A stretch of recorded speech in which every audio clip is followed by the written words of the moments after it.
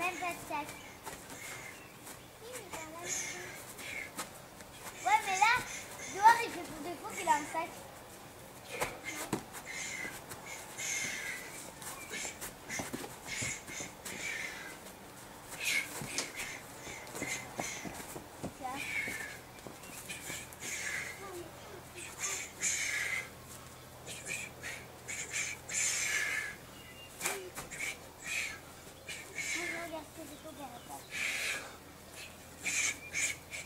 Charlie.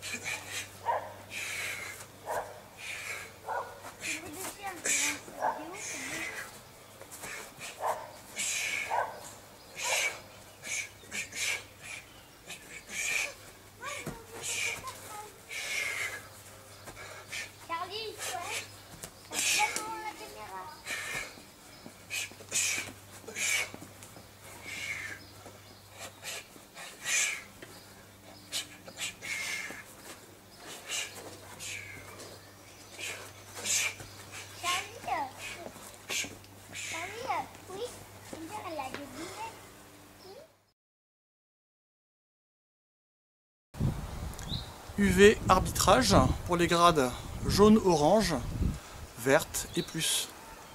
Pour les techniques de points. Comment marquer des 1 point et des 2 points. Pour les 2 points, on a coup de pied au corps ou à la tête, le comptage forcé, la chute de l'adversaire et on reste debout, un avertissement, une sortie, et le fait d'exécuter un balayage en se mettant soi-même au sol en premier et se relever dans le même mouvement. Ça peut être balayage avant, balayage arrière ou retournement de style planchette. Pour les techniques à 1 point, les coups de poing au niveau de la tête et au niveau du corps, lorsque l'un des compétiteurs chute sur ou après son adversaire au sol, donc les deux sont au sol mais il y en a un qui est tombé forcément après l'autre, donc celui-ci marque un seul point.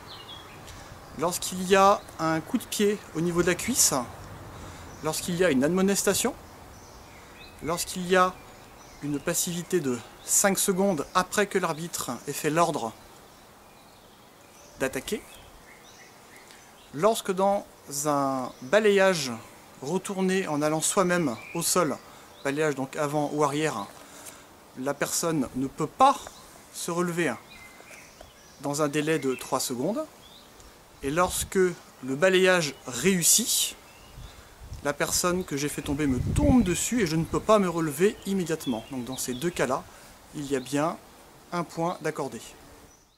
Concernant les techniques à 0 point, il y a les frappes lors des saisies, les frappes au niveau du genou ou de zones inférieures, comme le tibia, la cheville. On trouve également les doubles sorties ou les doubles chutes, lorsque la touche évidemment est simultanée. Les deux touchent le sol en même temps, ça ne marque pas de point. Les deux sortent dans la même action, ça ne marque pas de point. Lorsque l'on exécute une technique sacrifice qui ne marche pas mais que l'on se relève directement, on a le droit de le faire, on la rate mais on ne marque pas de point. Et également les techniques qui ne sont pas claires, les techniques peu claires ou estimées peu efficaces selon la discipline de compétition. Également les coups de pied et de coups de poing au niveau des bras ou au niveau des épaules. Les cas particuliers en arbitrage, donc si lors d'une même action il y a une chute suivie immédiatement d'une sortie, seule la sortie comptera. Également sur une surface plane, lors de combats d'enfants par exemple, lorsque un des compétiteurs a plus de la moitié du buste qui sort de l'aire de la surface, il sera considéré comme étant sorti. Lorsque l'on prend appui sur le sol, au niveau du sol pour faire une projection, eh bien l'action n'est pas valide et les points vont à l'adversaire. En d'autres termes, on ne peut pas aller au sol pour effectuer une technique, hormis le balayage avant, le balayage arrière ou le retournement de type planchette. Également, concernant les poussées servant à sortir donc un adversaire, la poussée ne doit pas être exécutée sur plus de la moitié de la largeur de la surface de compétition.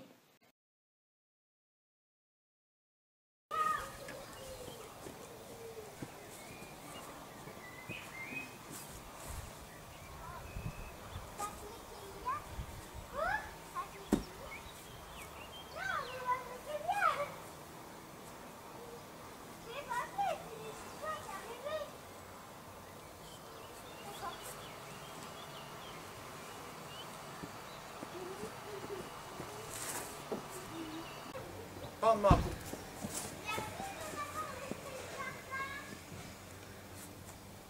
Chilongpu.